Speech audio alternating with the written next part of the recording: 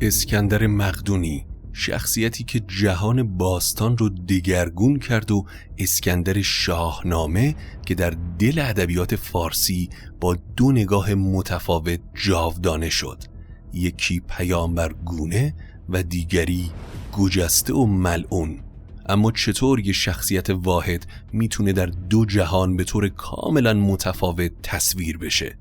پس در این سفر حماسی همراه داستامینوفن باشید.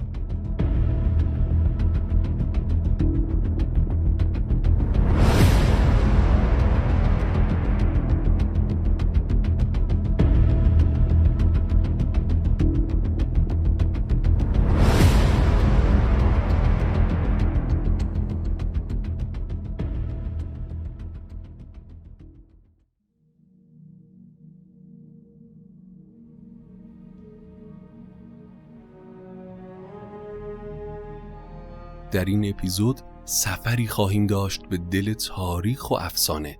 امروز میخوایم داستان دو اسکندر رو بررسی کنیم، یکی واقعی و دیگری حماسی. اسکندر تاریخی، فردی که جهان رو تغییر داد. اسکندر مقدونی، معروف به الکساندر، فرزند فیلیپ دوم و اولمپیاسه که در سال 356 قبل از میلاد در شهر پلا در مقدونیه و شمال یونان به دنیا اومد. در سن 20 سالگی به جای پدر به تخت پادشاهی نشست و بعد از اینکه دشمنان داخلی مقدونیه را از بین برد، به قصد کشورگشایی و غارت ثروت عظیم شرق رو به جانب ایران گذاشت.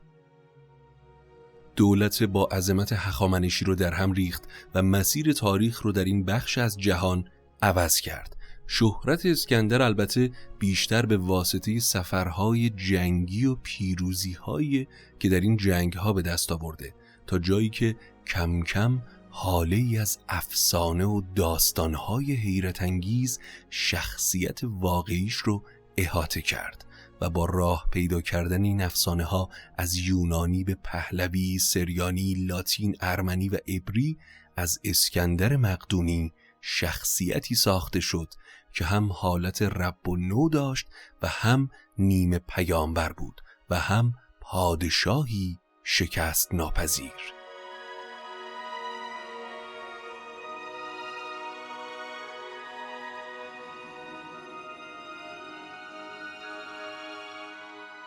اما تبلیغات و شاخ و برگی که در اطراف زندگی اسکندر به وجود اومد به اندازه‌ای شد که واقعیت‌های تاریخ رو در پشت خودش محو کرد.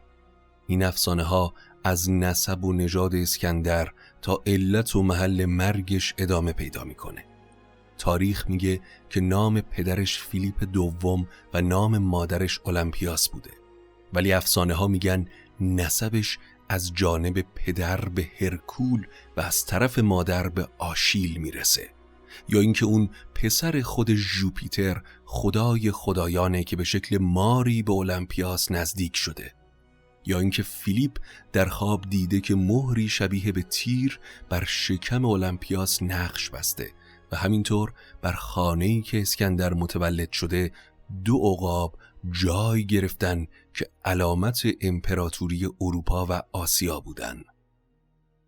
به هر حال اگر از افسانه ها فاصله بگیریم، مسلمه که اسکندر تاریخی چون باید برای به دست گرفتن تاج و تخت یک امپراتوری بزرگ آماده می شده، توجه مخصوصی به تربیتش شده.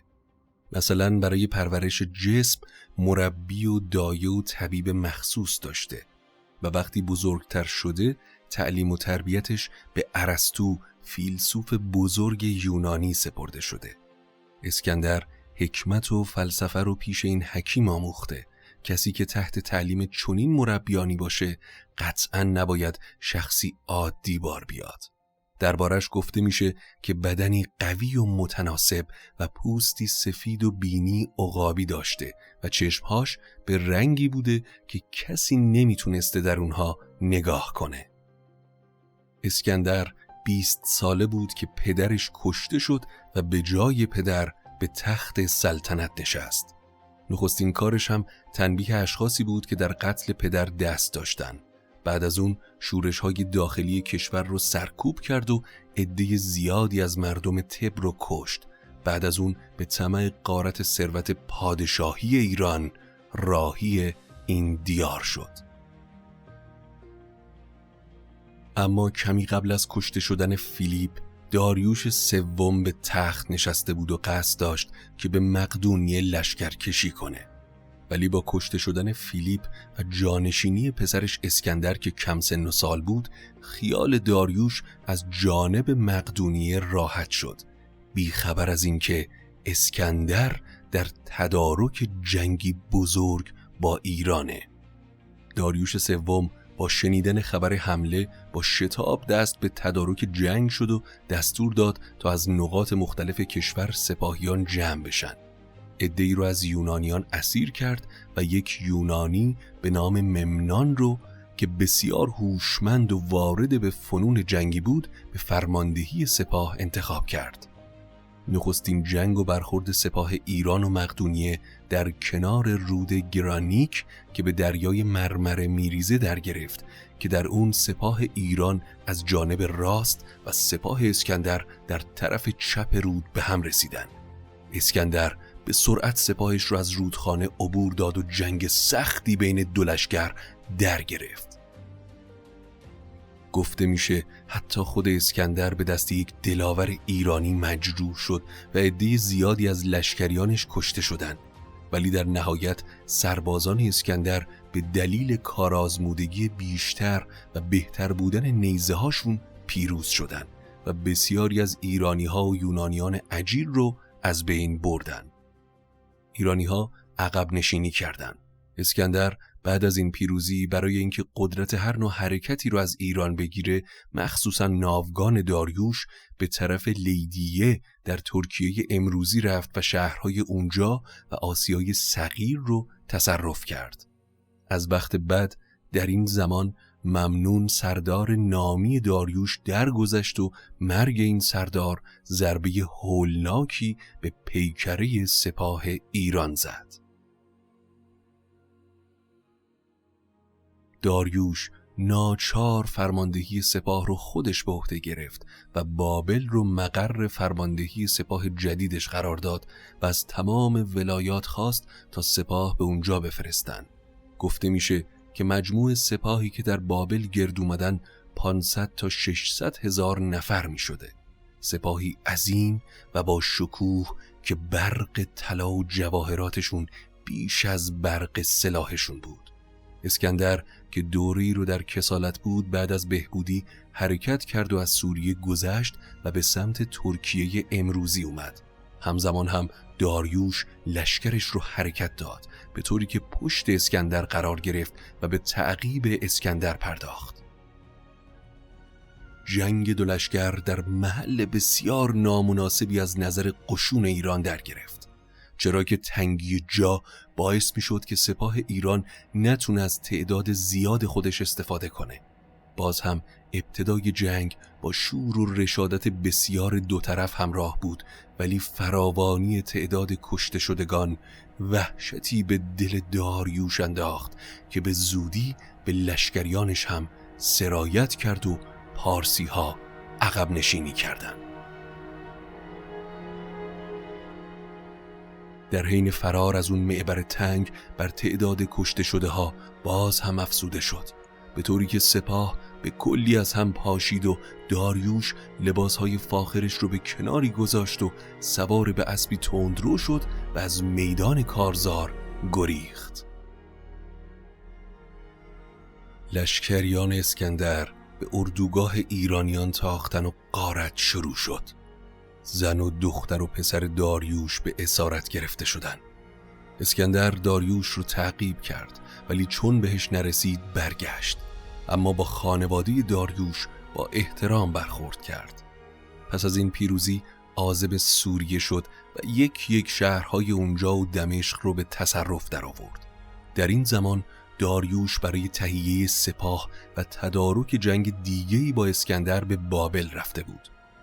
گفته میشه که از اونجا نامه‌ای به اسکندر نوشت و ازش خواست که مادر، زن و فرزندش رو تحویل بده و در اعزاش هر مقدار که میخواد گنج و درم دریافت کنه.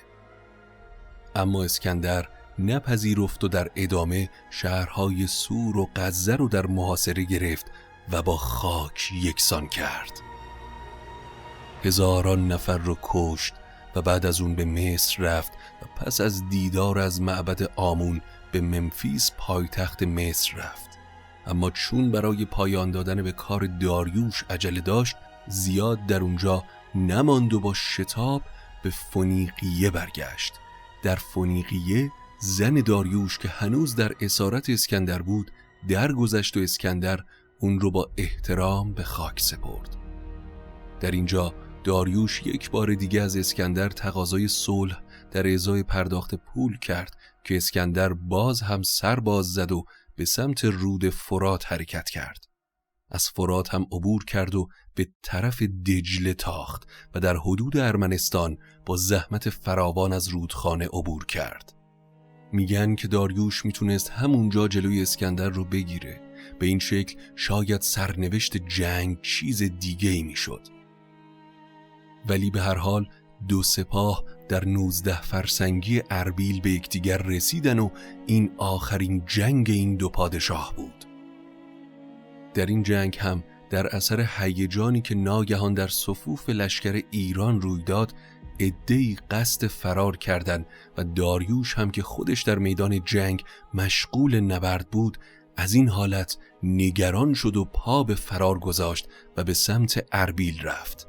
اسکندر به تعقیبش پرداخت. داریوش از اربیل و از کوهستان‌های ارمنستان به ماد و همدان و بعد از اون به ری گریخت.